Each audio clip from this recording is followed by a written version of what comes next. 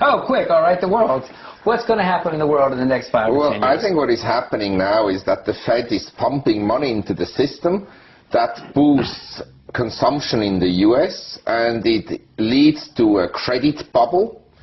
But the production doesn't grow in the US, but it grows in China, in Vietnam, in India and other places. So we have actually a Fed policy that is designed to almost impoverish. How are we going to deal with the fact I think, a lot of people, they are concerned that the world will become protectionist again and that you will have high import duties.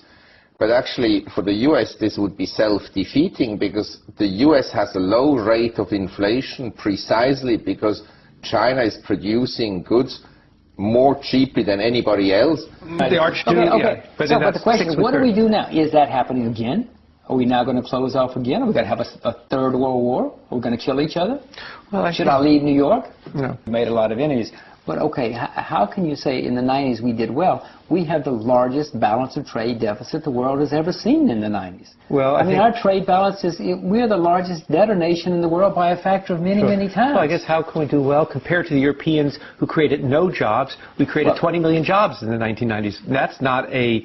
And they were not hamburger flippers as people said they would be at the beginning of the decade. They turned out to be service jobs. They turned out to be better, many of them better paid jobs. Also, we absorbed populations from, maybe people don't like the United States, but they sure want to move to the United States and live there. That is correct. That I agree with you. Nobody likes the U.S., but everybody gives everything to get to the U.S. I'm afraid that we in the U.S., Marc is exactly right. We're going to drive the currency down. We're going to debase the currency. There's no question about that.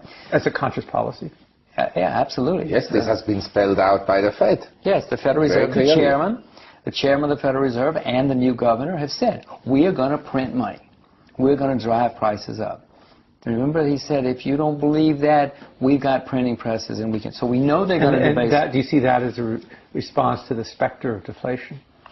Whatever it is, it's going to happen. I don't care what's the response. It's going to happen. So I'm trying to figure out what to do next. So we know the U.S. dollar is going to go down. I know. You seem to think the market... the question is against what? Well, it's going to go down... The question is against what? Well, it's going to go down against the yen, not very likely. Well, I own the yen, I own the euro, I own the Singapore dollar, I own the Australia... I own a lot of currencies. Yeah, sure, I believe you because you're a rich young man. But, people of more modest means they may only have a choice of one currency. So I look at it this way. We have in the world 4 major currencies. The dollar, euro, yen, paper money, and one hard currency, gold. And then we have one more future major currency, is the Chinese RMB. The Chinese RMB is the soundest currency in the world in terms of paper money. Gold is the only currency where the supply cannot be increased indefinitely. In other words, it cannot be monetized. Why is the RMB the strongest currency? Because of the reserves they hold, or...? It's the soundest economy in the world at the present time. Last year, the Americans, they print money. Industrial production here is flat to down, no investments activity. But in China, industrial production is up 19%. So do you see China just marching along 8% growth a year, no bumps in the road? Well, in America, between 1800 and 1915, there was this tremendous growth in the country, the industrialization. They had 15 financial crises and the Civil War, and yet you had progress. For sure, in China, you will have crises. And I think within the next 5 years, you'll have a political and economic crisis. But the trend is towards a very strong China economically and politically. What do you think the political crisis will look like?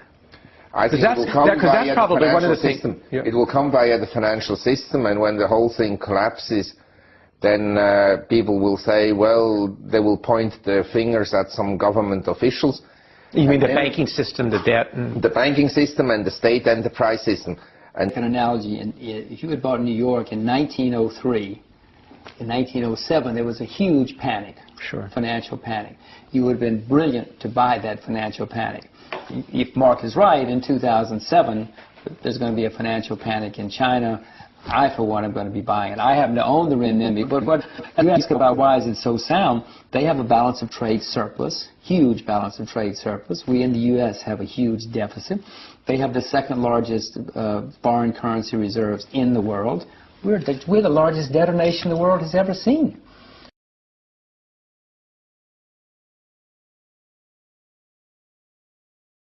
there's been a lot of talk about a housing bubble, particularly, from the Fed, from all sorts of different places. Can you give us your view as to whether or not there is a housing bubble out there?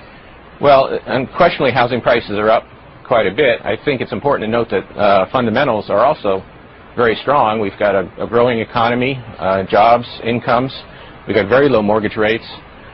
We've got demographics supporting housing growth. We've got restricted supply in some places. So it's certainly understandable that prices would go up some.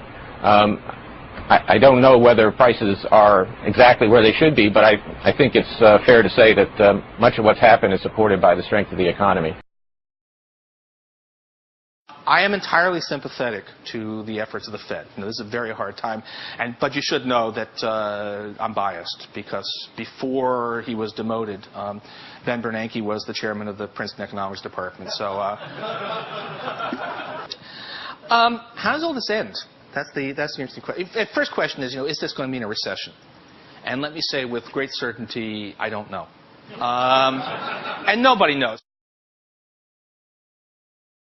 Peter Schiff, he's president of Euro Pacific Capital. Gentlemen, thanks for being here. Peter, I want to start with you. Although there are more and more people saying that the U.S. economy will be in a recession next year, it is still a minority position. Why do you think that a recession is coming? Just how bad is it going to be?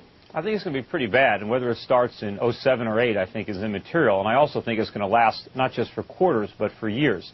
See, the basic problem with the U.S. economy is we have too much consumption and borrowing and not enough production and savings. And what's going to happen is the American consumer is basically going to stop consuming and start rebuilding his savings, especially when he sees his home equity evaporate. And when you have the economy 70% consumption, you can't address those imbalances without a recession. Rather than the recession being resisted, it should really be embraced, because the disease is all this debt-financed consumption. The cure is that we stop consuming and start saving and producing again, and that's a recession. And sometimes, medicine tastes bad, but you got to swallow it. Art Laffer, you hear him? He says the consumer's going to slow down in order to rebuild the savings. And you know that 2/3 of the American economy is driven by the consumer. Do you believe that? No, I don't believe any of it whatsoever, Michelle. Excuse me, but... Siempre ha habido burbujas. Primero fue la burbuja.com, después la construcción. ¿Y cree usted que estamos en condiciones de pensar que va a haber una nueva burbuja, probablemente en torno a cuestiones de energía, de nuevas energías? Si se ha formado una nueva burbuja, tendrá que ser bastante pequeña, porque se está hablando mucho, pero en realidad no se está invirtiendo demasiado. Sinceramente, una nueva burbuja nos podría ayudar bastante ahora mismo, aunque la acabáramos pagando más adelante. Este sería muy buen momento para tener otra burbuja. Disponemos de recursos para invertir en otra burbuja porque hay desempleo masivo. Hubo un titular en un periódico satírico en Estados Unidos el verano pasado que decía: la nación exige una nueva burbuja en la que invertir, y en realidad es bastante acertado.